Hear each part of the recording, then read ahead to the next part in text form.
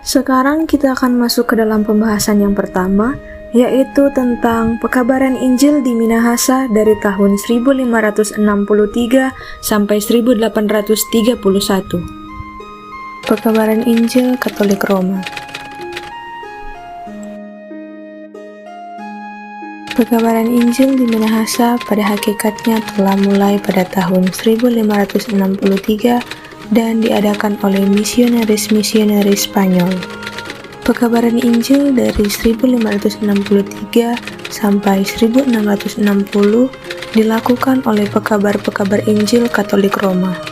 Pekabaran Injil Katolik Roma agak intensif dilakukan di wilayah Tomohon dan wilayah Kali dari 1639 sampai 1645. Bekerja dua orang misionaris dari Spanyol, yaitu Pastor Diego de Magalhães dan Pedro de Mascar. Pekerjaan yang mereka lakukan selang 6 tahun tidak dapat diteruskan dengan timbulnya suatu pemberontakan orang Tombulu terhadap penduduk Spanyol pada tahun 1642. Seorang misionaris yang bekerja di Tomohon dapat meloloskan diri, mengungsi ke Manado, dan dari sana beliau pindah ke Filipina. Pekabaran Injil Protestan oleh FOC pada tahun 1657 sampai 1800.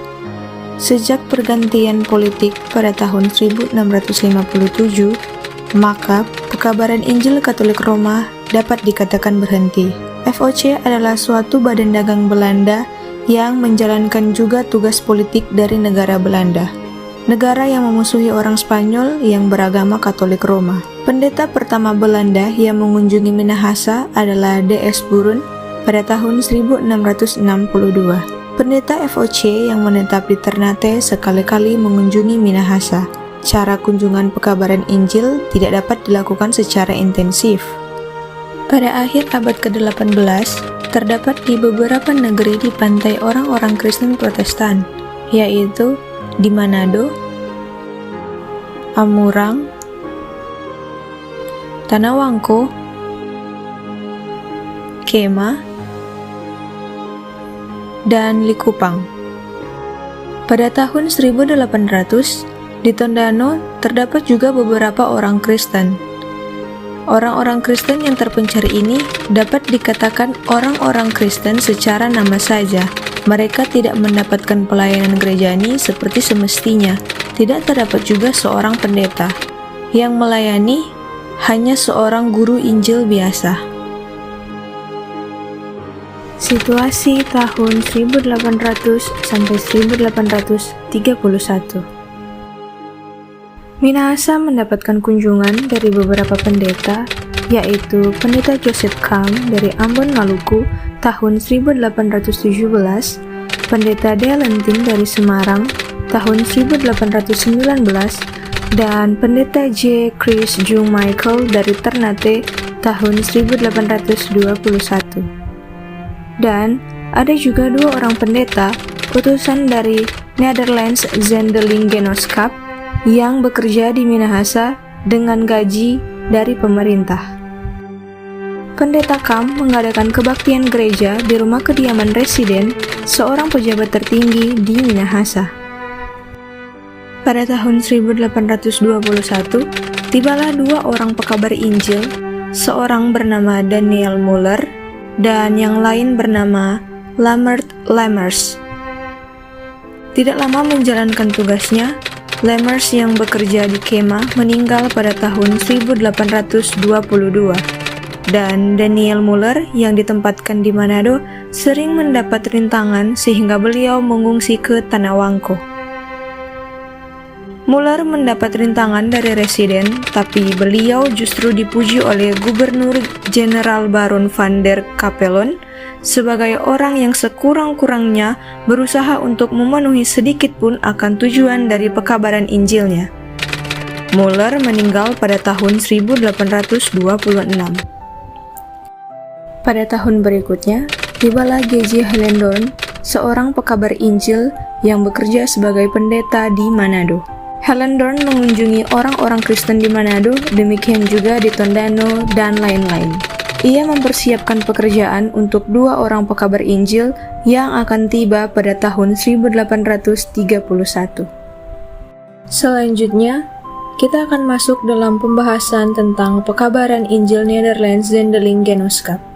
Pekabaran Injil Johann Frederik Riedel dan Johann Gottlieb Swartz yang tiba pada 12 Juni 1831. Riedel dan Swartz diutus sebagai pekabar Injil oleh suatu perkumpulan pekabaran Injil di negeri Belanda, yaitu Nederlands Zendeling Genootschap yang berkedudukan di Rotterdam.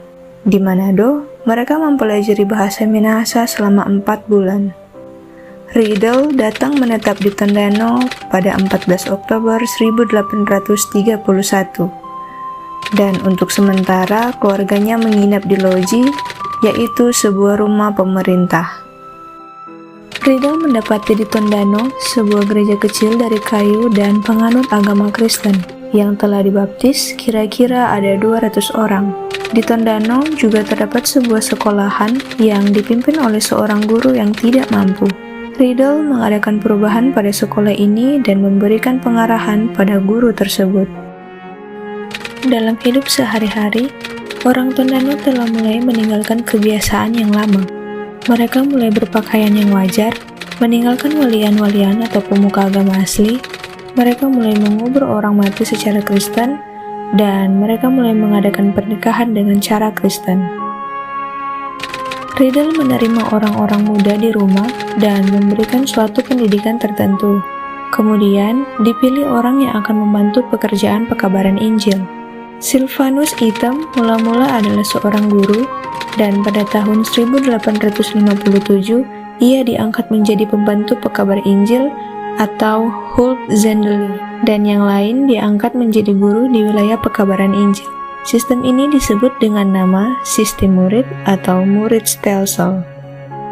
Swartz memilih tempat kerjanya di Langowan, tetapi sebelumnya, untuk beberapa tahun beliau tinggal di Kalkas. Permulaan jalannya pekabaran Injil di daerah itu tidak selancar seperti pekabaran Injil yang dijalankan oleh Riedel. Gerakan untuk dibaptis baru terjadi pada tahun 1843, sesudah 12 tahun Swartz bekerja di situ. Pekabar Injil pertama yang mengangkat seorang pembantu pekabaran Injil pada tahun 1847 yaitu Adrianus Angkow. Riedel dan Swartz telah meletakkan dasar pekabaran Injil di Minahasa. Penempatan pekabar-pekabar lain di Minahasa. Pada tahun 1836, C.F. Herman ditempatkan di Amurang, dan 2 tahun kemudian A. Mettern ditempatkan di Tomohon. Tetapi, ia ditimpa penyakit yang berat sehingga pada Desember 1842 beliau meninggal. Pendeta N. Wilken yang ditempatkan di Tanah Wangko menggantikan Mettern. Pada tahun 1848, pekabar Injil F. Hartig ditempatkan di Kema. Pada Maret 1848, beliau memberitakan akan penerimaan CD dari O.J. Palenkahu, major dari Kema, yang kemudian akan menikah dengan seorang putri dari pendeta Riedel di Tondano.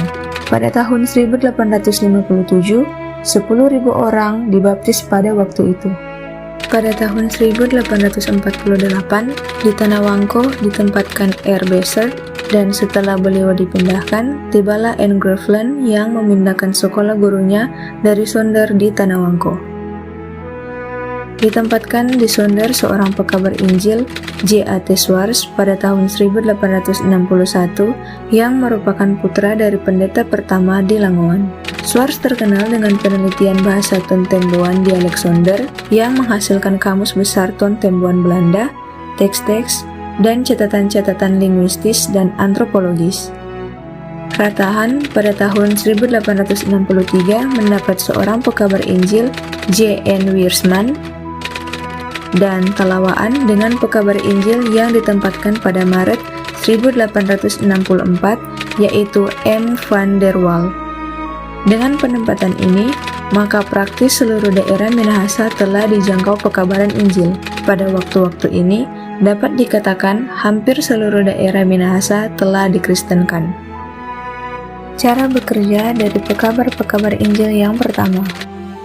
Sewaktu J.R. Riddle datang di Tondano, jemaat kecil terdiri dari kira-kira 200 orang tidak memiliki pekabar Injil yang menetap. Jemaat ini tidak terpelihara. Riddle mengunjungi rumah-rumah panggung, mengadakan percakapan-percakapan, mencari kesempatan untuk menceritakan hal-hal agama.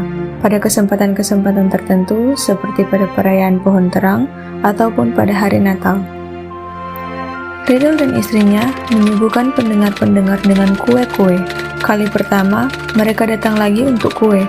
Kemudian, mereka mulai terbiasa untuk mendengar cerita-cerita keagamaan. Penyuguhan kue-kue demikian telah menjadi suatu kebiasaan dalam kumpulan-kumpulan Kristen di Tondano, dan malah di seluruh Minahasa. Untuk 10 tahun yang pertama, praktis Riddle belum dapat membaptiskan orang.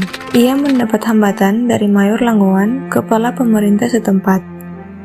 Setelah kepala pemerintah ini dipecat, pekabaran Injil berjalan dengan lancar.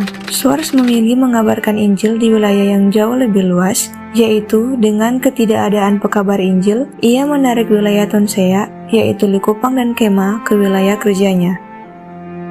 Pekabar Injil di Tomohon, N.P.H. Wilken, mempergunakan cara yang berbeda dari kedua pekabar Injil tadi. Di setiap kampung atau di dekat tempat tinggal kepala-kepala pribumi, selalu ada sebuah tempat jaga. Biasanya, tempat-tempat jaga itu didatangkan orang-orang jaga dari seluruh desa di wilayah kepala secara bergilir. Dibicarakan setiap berita di kampung atau sekitarnya. Wilken juga turut bercerita, dan dengan demikian, ia mengambil kesempatan untuk memberitakan Injil. Pembantu-pembantu pekabar Injil yang pertama. Pada pentahbisan gereja yang baru di Langowan tahun 1847, Adrianus Angkau dari Sonder mengurapi salah satu gurunya yang tertua dan terbaik. Adrianus menjadi pembantu pekabar Injil atau Hoopzendeling, yang artinya penolong yang pertama di Minahasa. Pada tahun 1857, diangkat pembantu pekabar Injil yang kedua, yaitu A. Silvanus Item, pembantu yang setia dari Riddle, dan kemudian dari pekabar Injil H. Rucker, pengganti Riddle. Pembantu-pembantu pekabar Injil pun diangkat di wilayah pekabaran Injil yang lain, seperti W. Hehanusa, bekas guru di Kema, menjadi pembantu pekabar Injil pada tahun 1856, Joseph Pankey, berasal dari Wuwuk, menjadi pembantu pekabar Injil di desa Wuwuk yang baru di dekat Kumelembuai di seberang Ranuyapo pada tahun 1860. Dan pada tahun 1859 diangkat guru di Tomohon, Cornwall, menjadi pembantu pekabar Injil untuk membantu N.P.H. Wilken setelah ia jatuh dari kuda. Pekabar Injil orang Minahasa yang pertama, L. Mangindaan. Lambertus Mangindaan, murid dari pekabar Injil Herman dari Amurang, turut sebagai peserta, tiba di Nederland untuk menambah pengetahuannya dan ingin menjadi pekabar Injil di daerah asalnya.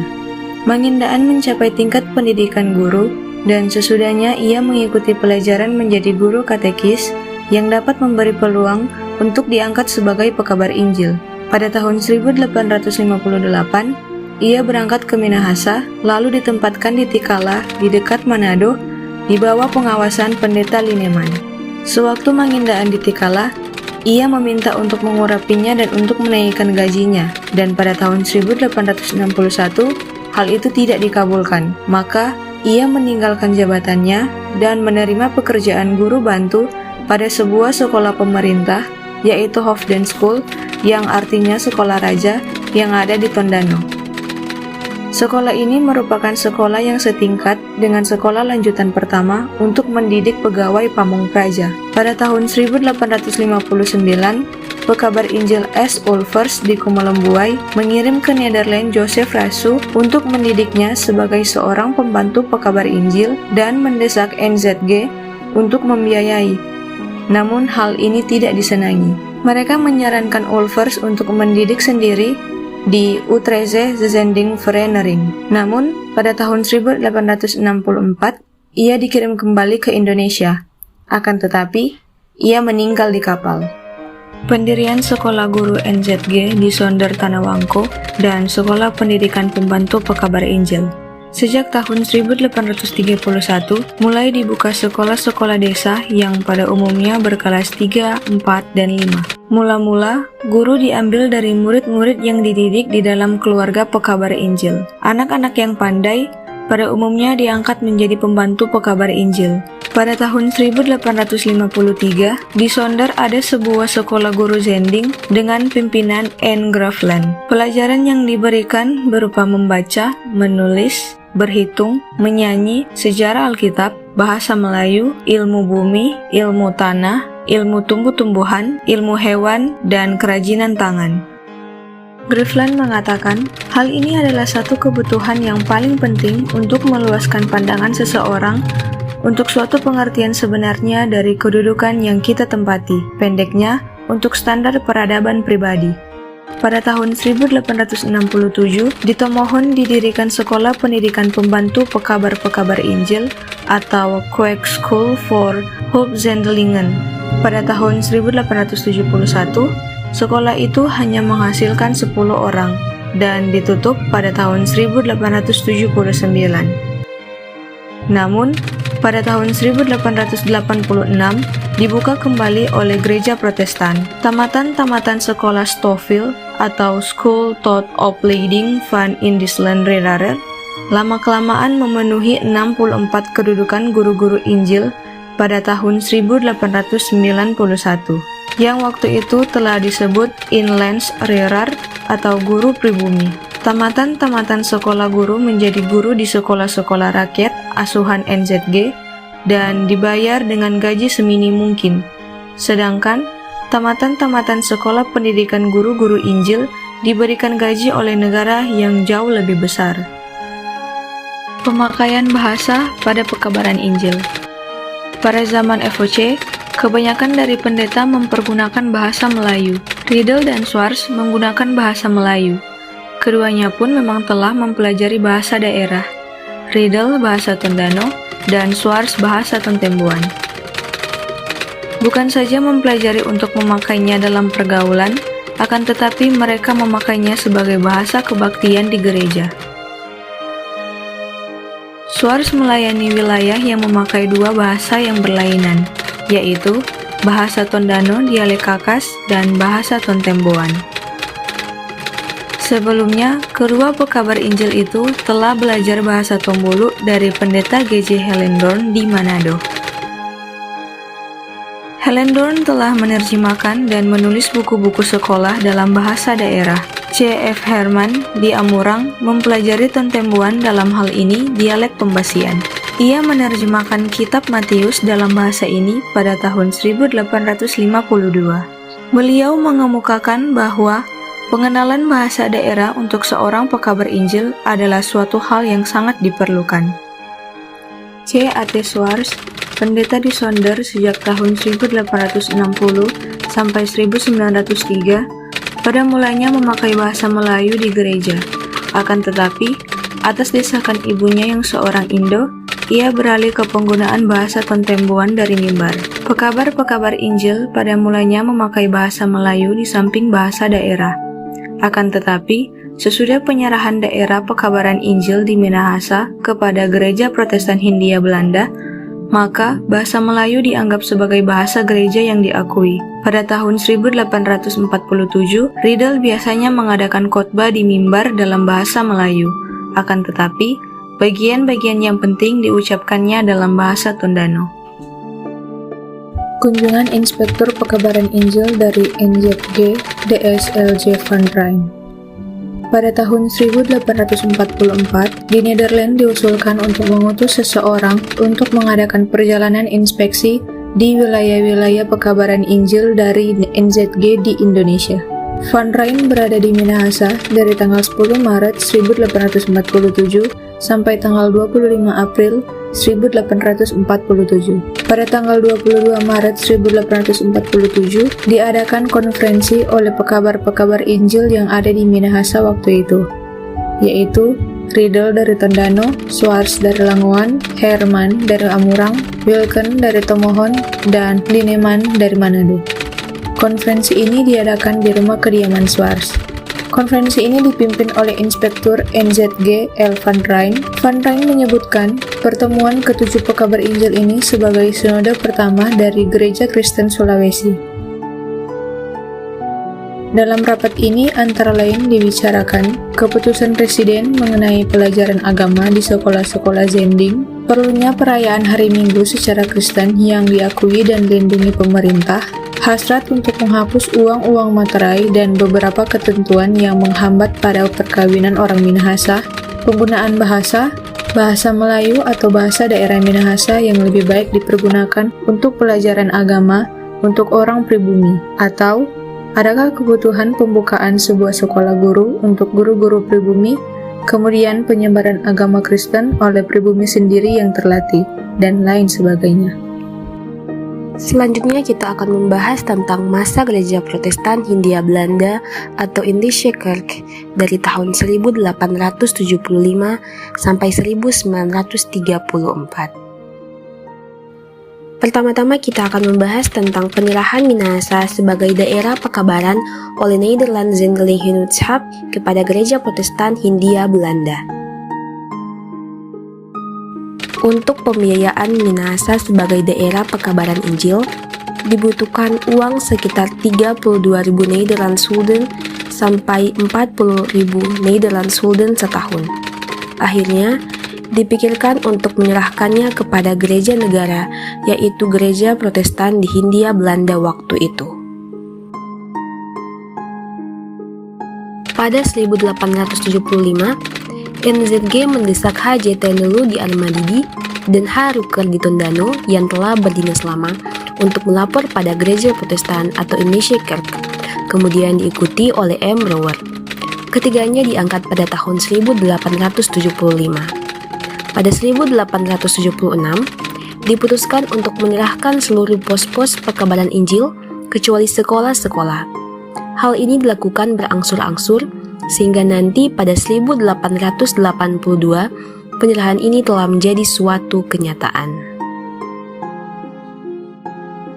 Yang paling terakhir beralih pada Gereja Protestan adalah pembantu pekabaran Injil dengan sebutan Inlandslerer atau guru Injil pribumi pada 1882. Dalam penyerahan ini, yakni pada tahun 1875 sampai 1882, maka ke-10 pos-pos pekabaran Injil yang dikepalai oleh seorang pekabar Injil atau Zendeling sekarang disebut resort-resort yang dikepalai oleh seorang pembantu pendeta atau hoofprediker. Setiap resort telah mendidik seorang pembantu pekabar Injil sehingga pada tahun 1868, 7 tahun sebelum mulainya penyerahan, terdapat 8 orang di Minahasa pembantu-pembantu pekabar Injil.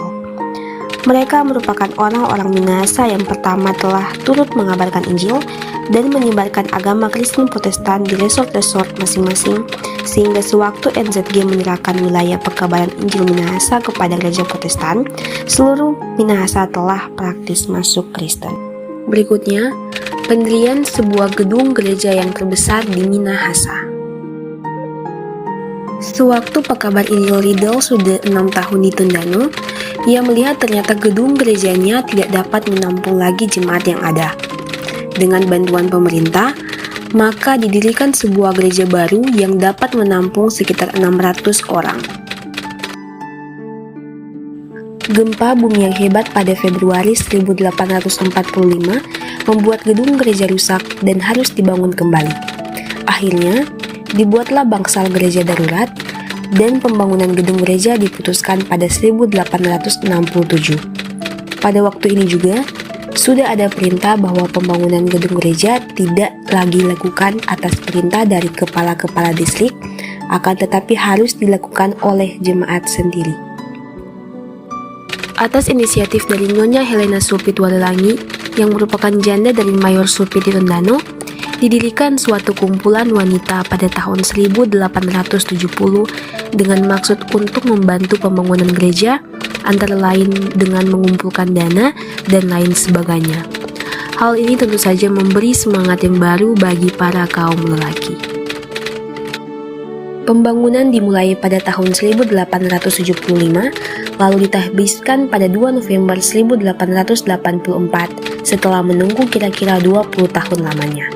Sayangnya, gereja yang dapat menampung 2.000 orang ini telah runtuh sewaktu terkena bom sekutu saat Perang Dunia Kedua pada 11 Februari 1945, tepat 50 tahun kemudian. Pada 1955, sesudah bersiap beberapa tahun, di tempat yang sama, dibangun sebuah gereja dari tembok yang sama luasnya dengan dahulu. Berikutnya kita akan membahas tentang pendirian sekolah gadis dan sekolah teknik mulo oleh Pekabaran Injil. Sekolah gadis atau nama resminya Meiske School untuk anak-anak gadis kepala-kepala dan orang-orang terkemuka di Minahasa didirikan pada tahun 1881. Sekolah ini mendesak bagi Pekabaran Injil untuk mendirikannya agar dapat meratakan disharmoni yang telah timbul setelah adanya sekolah pamong praja atau Hoofdenschool di Tondano. Sekolah ini didirikan di Tomohon dengan sebuah asrama. Di sana, para murid mendapatkan pelajaran yang konkordan atau disamakan seperti sebuah sekolah dasar lengkap di Nederland, akan tetapi disesuaikan dengan suasana di Indonesia. Di asrama pun sangat diperhatikan pendidikan budi pekerti dan budi bahasa. Sekolah lainnya adalah sekolah teknik. Sekolah teknik ini yang disebut resmi Ahbak School didirikan di Desa Wasian Kakas pada 1896. Dalam asrama, mereka tidak dididik untuk menjadi spesialis. Akan tetapi, seorang tukang kayu yang harus dapat mendirikan sebuah rumah dan juga dapat melakukan pekerjaan batu, mengecat, dan lain-lain. Sejak 1910, di sekolah ini ditambahkan pula seorang guru pembuat pedati. Kemudian, sekolah ini dipindahkan ke Manado pada 1937. Pada 1929, pemerintah mendirikan sebuah Christelijk Hemelo School atau SMP Kristen di Tomohon. Sekolah yang sama telah didirikan di Tondano pada 1914 dengan nama Government Small School yang menggantikan Hoofdenschool. Selanjutnya kita akan membahas tentang masuknya orang-orang Bantik ke agama Kristen. Setelah hampir seluruh Minahasa sudah masuk Kristen, maka terdapat satu kelompok yang belum masuk. Kelompok ini adalah kelompok Bantik yang menghuni beberapa desa di sebelah utara di kota Manado dan beberapa di sebelah tenggaranya. Di bawah pengaruh dan pimpinan Kepala Distrik Bantik A. Mandagi, maka pada 1891, mulailah orang-orang Bantik ini tahap demi tahap masuk agama Kristen. Selanjutnya, organisasi gereja Protestan di Minahasa. Setelah NZG menyerahkan Minahasa kepada gereja Protestan atau gereja negara, maka ke-10 pos yang diduduki oleh Pekabar Injil dijadikan resort-resort. Setiap resort dikepalai oleh seorang pembantu pendeta atau prediker. Di semua jemaat telah ada majelis gereja. Pada saat itu, anggota majelis gereja diangkat seumur hidup, dan hal tersebut berlaku sampai tahun 1931. Majelis gereja terdiri dari penatua-penatua dan syamas-syamas. Di dalam setiap resort, terdapat beberapa guru Injil, yakni bekas pembantu pekabar Injil. Di jemaat-jemaat besar, terdapat seorang guru Injil sebagai pemuka agama, sedangkan di jemaat kecil hanya guru jemaat. Guru jemaat adalah guru-guru pada sekolah zending yang melakukan pekerjaan jemaat. Guru Injil ditempatkan dan dipindahkan oleh pembantu pendeta, dan seorang guru jemaat atas usul dari yang bersangkutan juga diangkat oleh pembantu pendeta. Selanjutnya kita akan membahas tentang sidang lingkaran dari wakil-wakil seluruh resort pembantu pendeta pada tahun 1916. Menjelang pengiriman wakil-wakil ke sidang raya di Batavia pada tahun 1916, diadakan sebuah sidang lingkaran dengan seluruh resort pembantu pendeta. Pada waktu itu, para wakil untuk pertama kali berkumpul dalam lingkungan yang lebih luas. Di jemaat-jemaat di Minahasa, sejak waktu itu ada keinginan untuk menuju ke arah lebih berdiri sendiri.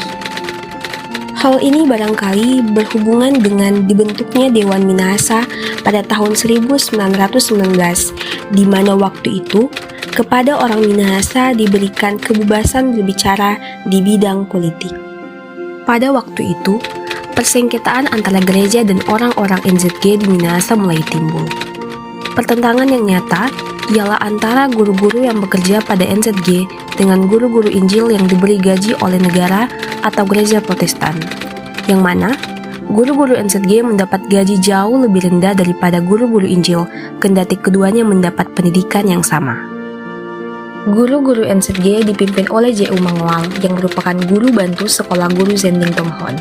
Pada waktu itu, ia menjadi ketua dari pimpinan Perserikatan Pangkal Setia, yaitu suatu perkumpulan dari orang-orang Kristen yang didirikan di tahun 1915. Di samping itu, sejak tahun 1919, J.U. Mangwal menjadi anggota Dewan Minahasa sampai tahun 1942. Oleh karena itu, kesulitan menjadi besar sekali antara gereja dan NZG, antara guru-guru Injil dan guru-guru Zending. Untuk itu, dikirimkan Dr. Kramer, sarjana bahasa dari Lembaga Alkitab Belanda. Berikutnya pemecahan persengketaan gereja dan NZG.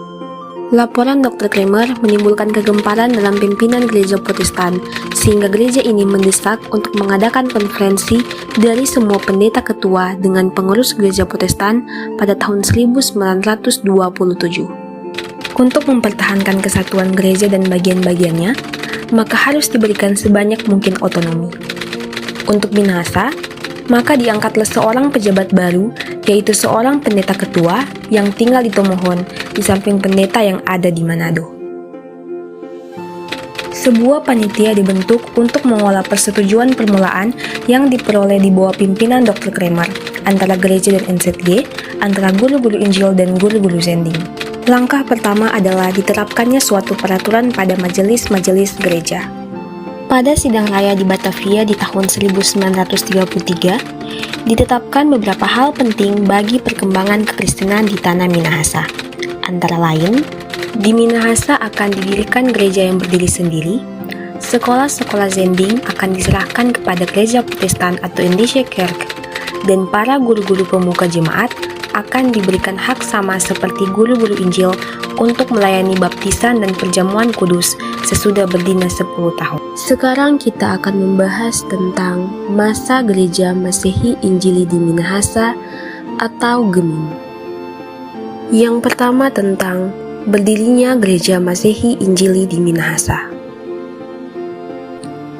Pada suatu upacara di tanggal 30 September 1934 yang diadakan di ruang gereja Sion di Tomohon oleh Gubernur Jenderal B.C. de Jonge, diberitahukan bahwa pada hari itu pimpinan gereja Protestan atau Indische Kerk menyatakan dirinya Gereja Masehi Injili Minahasa atau GEMIN sebagai satu gereja yang berdiri sendiri tetapi dalam hubungan dengan gereja Protestan. Konstituante yang dibentuk pada tahun 1928 untuk memecahkan persengketaan antara gereja dan sekolah di Minahasa merupakan sinode yang pertama. Dr. E. A. de Vrede menjadi ketua sinode yang pertama, sedangkan pendeta A. Z. Erwenas yang pada itu merupakan ketua klasis Tomohon dan direktur Stofil menjadi ketua 2, dan pendeta B. Mundung yang merupakan ketua klasis Sonder menjadi bendahara. Sampai pada 1942, ketua sinode GEMIN diduduki pendeta Belanda yang diangkat oleh gereja Protestan di Batavia. Sesudah masuknya Jepang pada Januari 1942, jabatan ketua sinode dipegang oleh pendeta A.Z. Erwenas, dan sejak waktu itu benar-benar pimpinan sinode berada di tangan orang Indonesia dan anggota sinode sendiri yang memilih ketuanya sendiri. Resort-resort sejak 1934 telah diganti nama menjadi klasis. Setiap klasis dikepalai oleh seorang pendeta. Sama seperti dengan jabatan ketua sinode, maka sejak 1942, jabatan ketua klasis dijabat oleh seorang Indonesia. Guru-guru Injil pun sampai saat itu masih disebut dengan Inlandslehrer. Sejak 1946, guru Injil disebut juga secara resmi sebagai pendeta. Dan dengan demikian, pemuka-pemuka yang merupakan lulusan sekolah teologi menengah dan lulusan sekolah teologi tingkat akademis, semuanya disebut pendeta secara resmi. Sejak 1942, oleh karena keadaan, Gemim betul-betul berdiri sendiri. Dan sesudah kapitulasi Jepang di tahun 1945, situasi ini pun dipertahankan. Selanjutnya, bagaimana pendidikan pembantu pendeta atau hulprediker orang Indonesia? Atas kerjasama dari Nederlandse Zendingsgenotschap dan beberapa lembaga pekabar Injil, maka didirikan pendidikan pekabar Injil dan pembantu pendeta atau hulprediker yang memiliki lama pendidikan sekitar 6 tahun. Awalnya tempat pendidikan itu bertempat di Rotterdam, namun sekitar 1937 dipindahkan ke Oostgeest dekat Leiden. Pada waktu itu, terdapat 3 orang Minahasa yang telah mengikuti pelajaran di sekolah tersebut. Yang pertama adalah Pendeta A.Z. Erwenas yang sekembalinya ditempatkan di Air Madidi pada 1926 sampai 1928, di Tondano pada 1928 dengan pembukaan rumah sakit, dan di Tomohon tahun 1919 sampai 1942 sebagai Direktur Stofil.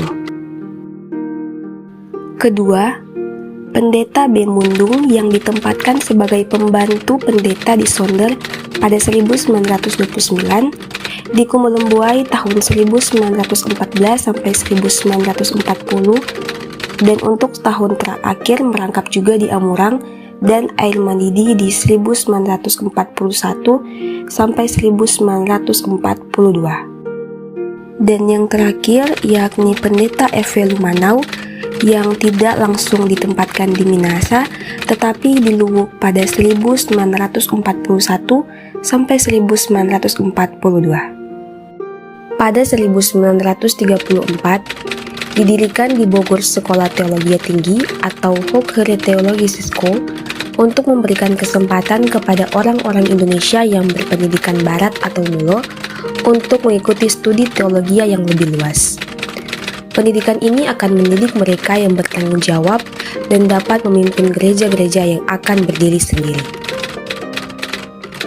Pada 1939, tamatlah 2 orang Minahasa, yaitu Pendeta W.J. Rumambi dan Pendeta L.M. Luntungan.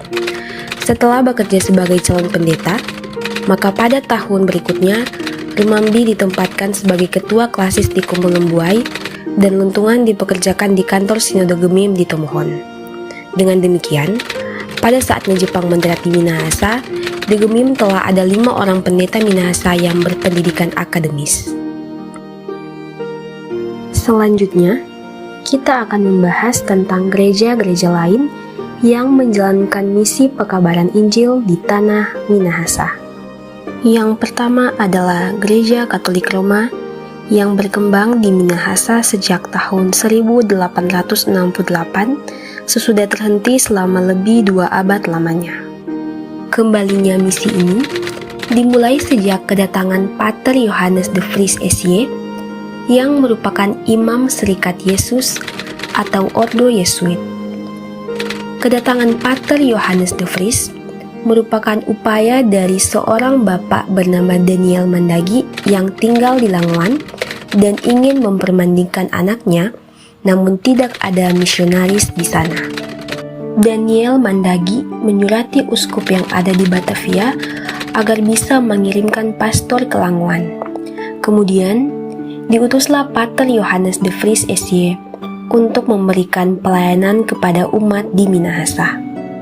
Sebelum menginjakan kaki ke Langoan, Pater de Vries terlebih dahulu mendarat di Kemah pada tanggal 14 September 1886 dan langsung mengadakan serangkaian kegiatan pembaptisan secara Katolik kepada 23 umat di sana.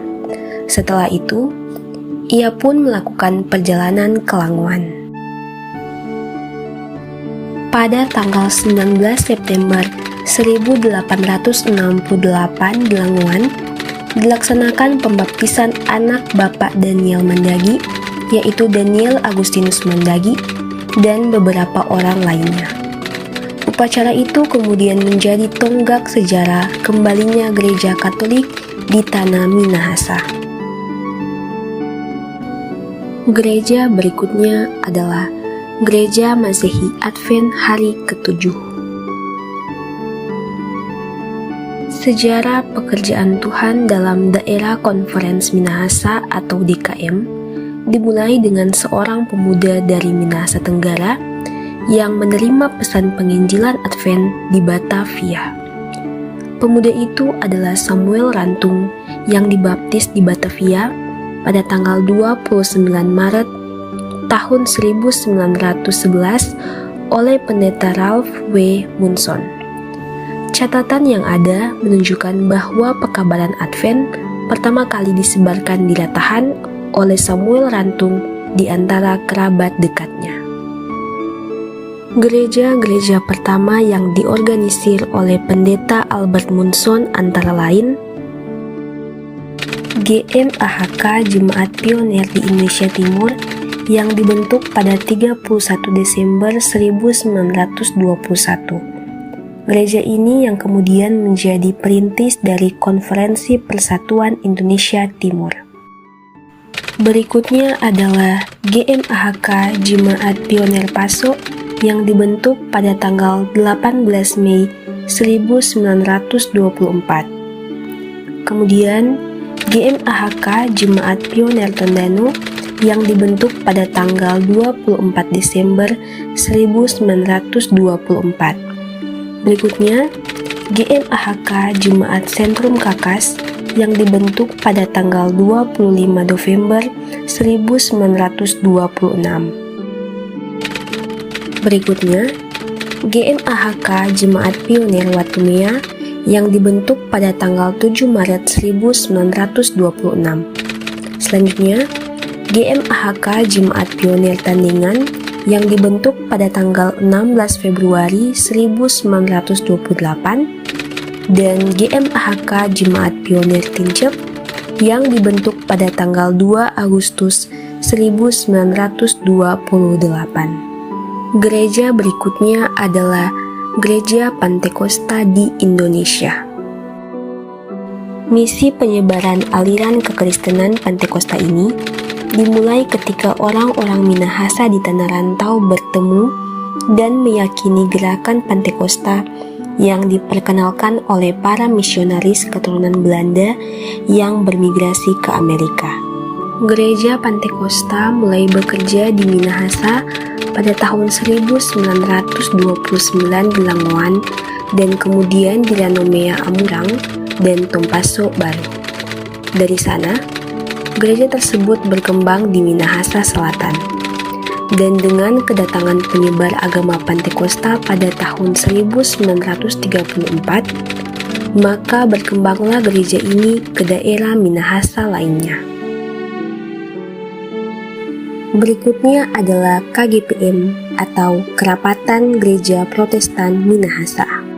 KGPM merupakan gereja di Minahasa yang lahir pada tahun 1933 sebagai jawaban atas berbagai masalah yang ada pada gereja negara atau Indische Kerk yang menguasai kehidupan kerohanian jemaat-jemaat Protestan sejak permulaan abad ke-19 sampai dengan permulaan abad ke-20. Berbagai masalah tersebut akhirnya melahirkan gagasan untuk memperbaiki dan mengadakan perubahan atas cara kerja Indische Kerk, yang mana usaha-usaha itu pada puncaknya ditandai dengan berdirinya KGPM sebagai gereja yang berusaha mengikis segala kebencangan yang dialami dalam kehidupan gereja.